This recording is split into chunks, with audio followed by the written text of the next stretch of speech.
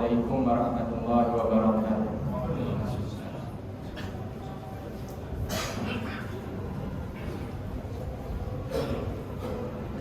Innal hamdalillah, sesungguhnya segala puji hanyalah milik Allah.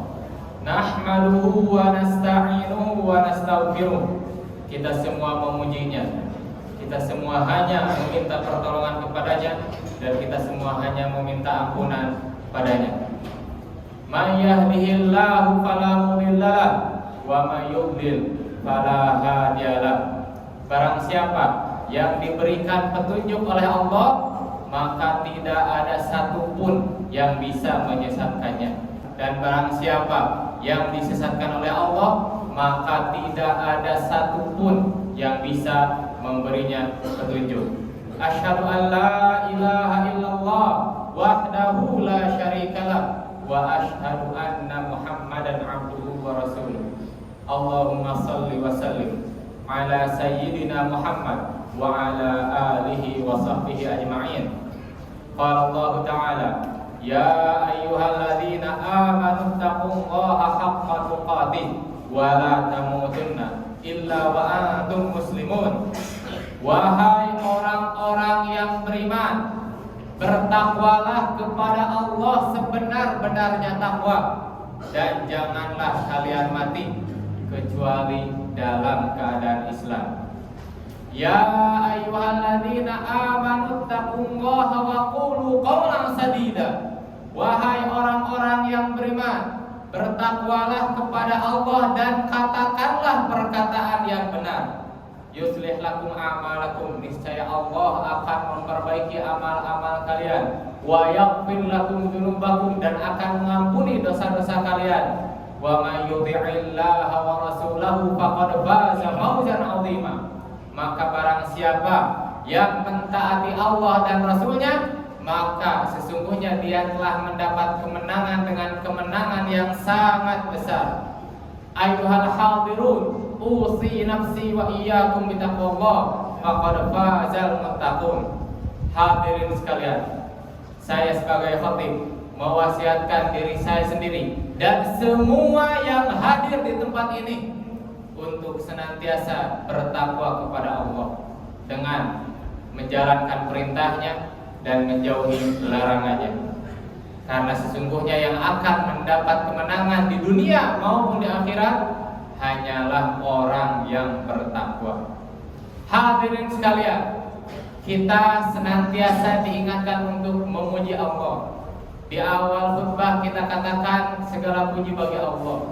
Di awal ceramah, di awal pidato, di awal pengajian, kita senantiasa diingatkan untuk memuji Allah. Kenapa? Karena sebagai manusia seringkali kita lupa akan nikmat-nikmat Allah. Allah Subhanahu wa taala berfirman, innal insana lirabbih lakanun. Sesungguhnya manusia ingkar kepada Tuhannya. Seorang ulama, Al-Hasan Al-Basri, menyampaikan, menjelaskan tentang ayat ini. Apa yang dimaksud ingkar kepada Tuhannya? Beliau berkata, ya'uddul masa'ib wa yansa ni'ama rabbih. Manusia itu menghitung-hitung musibah dan lupa kepada nikmat-nikmat Tuhannya. Apa yang dimaksud menghitung-hitung musibah? Yaitu terus senantiasa ingat kalau ditimpa musibah, tapi lupa kalau ditimpa nikmat. Misalnya seseorang ditimpa sebuah penyakit, katakanlah sakit kepala.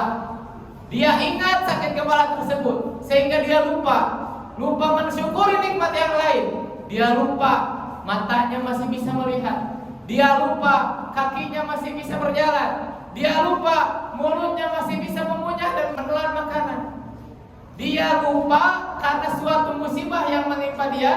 Dia lupa nikmat-nikmat Allah yang lain. Maka betapa banyak nikmat Allah yang kita lupakan. Maka kita kalau ditimpa nikmat, ditimpa kesenangan, kita bahagia, kita bersyukur kepada Allah. Kita bersyukur kepada Allah karena kita bahagia atas nikmat yang Allah berikan kepada kita. Termasuk kita juga patut bahagia bukan hanya nikmat kepada diri kita, tapi juga kepada saudara kita. Kita patut bahagia juga atas kenikmatan yang menimpa saudara kita. Karena Rasulullah SAW bersabda, la yu'minu ahadukum hatta yuhibba li akhihi ma yuhibbu li nafsihi. Tidak beriman salah seorang di antara kalian, maksudnya tidak sempurna imannya sampai kalian suka untuk saudara kalian sebagaimana kalian suka untuk diri kalian sendiri. Jadi kalau kita suka nikmat Allah datang kepada kita, kita juga harus suka nikmat Allah datang kepada saudara kita. Maka kalau kita sedih, kalau kita benci nikmat Allah datang kepada saudara kita, maka itulah yang dinamakan hasad, iri, dengki. Maka Islam melarang itu. Itulah salah satu penyakit hati. Maka Rasulullah SAW bersabda, iyyakum wal hasad, fa innal hasada ya'kulul hasanat kama ta'kulun narul hataba. Janganlah kalian iri, janganlah kalian dengki, karena sesungguhnya iri dan dengki itu bisa memakan amal baik kalian sebagaimana api memakan kayu bakar. Jangan hasad. Kemudian di sabda Rasulullah yang lain beliau bersabda, la tabaghadu, janganlah kalian membenci. Wala tahasadu, janganlah kalian iri, janganlah kalian dengki. Wala tadabaru, janganlah kalian membelakangi. Wa kunu ibadallahi ikhwana, dan jadilah kalian hamba-hamba Allah yang bersaudara. Maka inilah perintah Allah, inilah perintah Rasulullah. Kita diperintahkan untuk bersaudara. Sehingga jikalau ada teman kita yang mendapatkan kenikmatan, kita ikut senang mendengarnya. Dan saat teman kita, saat saudara kita ditimpa musibah, kita turut berduka cita. Jangan sebaliknya, jangan senang saat orang lain ditimpa musibah, dan jangan sedih saat orang lain ditimpa nikmat. Misalnya kita memiliki rekan kerja, sama-sama kerja dengan kita, tapi kok malah dia yang naik jabatan, maka timbullah dengki, timbullah iri dalam hati-hati kita. Maka ketahuilah, itu tidak dapat merubah keadaan. Kita punya teman seperjuangan, tapi kok dia malah lebih sukses daripada kita, maka kita melihat dia, maka timbullah iri dan dengki dalam hati kita. Maka Islam melarang itu. Ketahuilah, sebagaimanapun kita iri, sebagaimanapun kita dengki, maka itu tidak akan bisa merubah takdir Allah. Maka ketahuilah, Rasulullah SAW bersabda, yang artinya kalau seandainya seluruh umat ini berkumpul untuk memberikan manfaat kepadamu, maka mereka tidak akan bisa memberikan manfaat kepadamu, terkecuali manfaat itu telah Allah tetapkan untukmu. Dan sebaliknya, kalau seluruh manusia di muka bumi ini berkumpul untuk mencelakakanmu, maka mereka tidak akan bisa mencelakakanmu kecuali Allah telah menakdirkannya untukmu. Maka takdir telah ditulis. Takdir kita mungkin berbeda dengan takdir teman kita. Takdir kita berbeda dengan rekan kerja kita. Takdir kita berbeda dengan saudara kita. Tapi kita harus terima. Jangan iri atas pencapaian orang lain, jangan dengki atas kesuksesan yang dicapai orang lain, maka hidup kita, hati kita akan menjadi tentram. Aku qauli hadza wa astaghfirullah li wa lakum.